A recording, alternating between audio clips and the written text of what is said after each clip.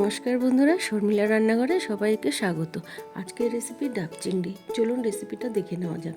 এখানে 500 গ্রাম চিংড়ি মাছ নিয়েছি, ভালো করে কেটে পরিষ্কার করে নুন মাখিয়ে নেব।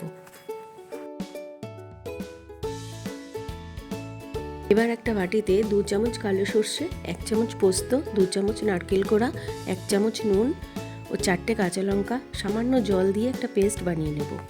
এবার ডাবের মুখটা কেটে জলটা একটা বাটিতে ঢেলে নেব, আর ডাবের ভেতরে যে শাঁসটা আছে সেটাও বার করে নেব।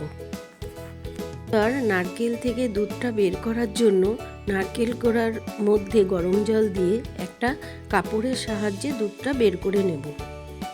দুটো পেঁয়াজ কেটে গরম জলে পেঁয়াজটা সেদ্ধ করে নেব।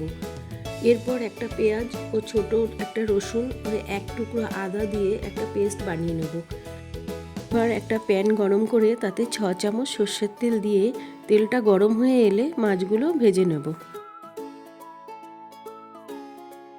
এবার ওই মাছ ভাজার তেলে 1 চামচ কোরানো নারকেল দিয়ে দেবো। সেদ্ধ করে বেটে রাখা পেঁয়াজটাও দিয়ে দেবো। এরপর আদা, রসুন ও পেঁয়াজ বাটাটাও দিয়ে দেবো।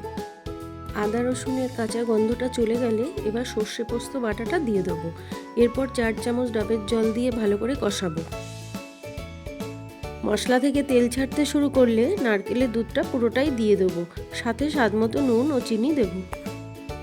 ঝোলটা ভালো করে ফুটে এলে ভেজে রাখা চিংড়ি মাছগুলো দিয়ে দেবো।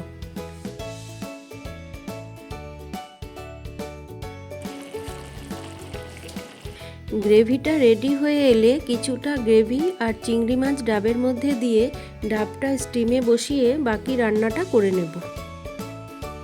উপর দিয়ে 2টো কাঁচা লঙ্কা দিয়ে দেবো। প্রায় আধ ঘন্টা স্টিম দেওয়ার পর নামিয়ে নিয়ে সার্ভ করব। একদম রেডি ডাব চিংড়ি।